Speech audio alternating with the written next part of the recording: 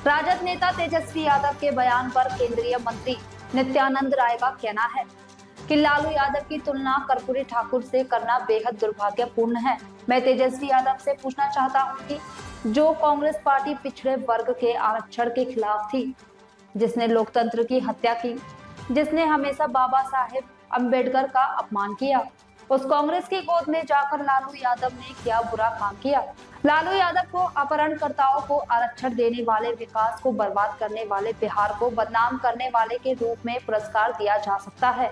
बिहार में जंगल राज कायम हो गया है। दे रहे हैं, कल वही लोग उनको भारत रत्न भी देने का काम करेंगे।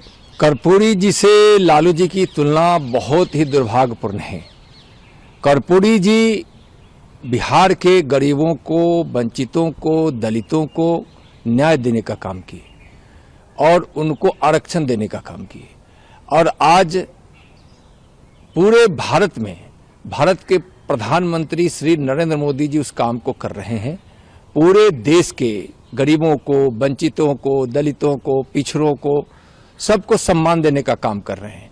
मैं पूछना चाहता हूं तेजस्वी जी से कि आज लालू जी को भारत रत्न देने की बात कर रहे हैं, तो वही कांग्रेस जो लोकतंत्र की हत्या की, वही कांग्रेस जो पिछड़ों के आरक्षण की विरोधी रही, वही कांग्रेस जो बाबा साहब अंबेडकर को हमेशा अपमानित करती रही, उस कांग्रेस के गोद में जाकर लालू जी ने कितना खराब काम किया, कितना मर्यादा को तोड़ा है।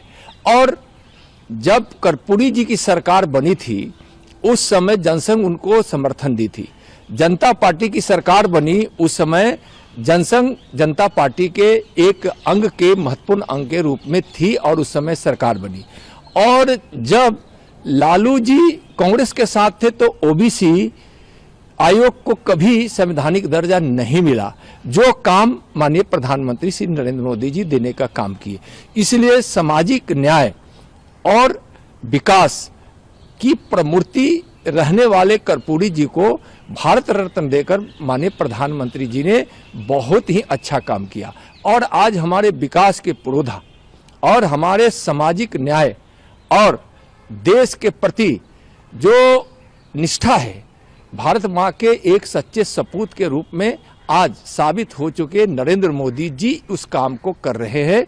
तो फिर लालू जी को क्यों भारत रत्न दिया जाए? इसलिए कि जब उनकी सरकार थी तो जब अपहरण होता था तो उस अपहरण की डीलिंग उनके जानकारी में सीएम आवास में होता था। क्या लालू जी के जमाने में पिछड़ों को, अति पिछड़ों को, दलितों को लूटा नहीं गया, दबाया नहीं गया? लूट ली जाती थी दुकानों को। जहां मोची के दुकान पर काम करने वाले हमारे रविदास भाई से जूता का पॉलिश करवा कर भी आरजेडी के लोग पैसा नहीं देते थे। खुलेआम गुंडागर्दी करते थे, थानों पर कब्जा कर रखे थे और जनता त्राहिमाम कर रही थी। जंगल राज स्थापित था। अपहरण करने वाले लोगों को शरण उनके मंत्री के आवास पे होता था। तो इस तरह से जंगल राज स्थापित करने वाले लालू जी को भारत रत्न क्यों मिले? तेजस्वी जी भी उसी राह पे चल रहे हैं।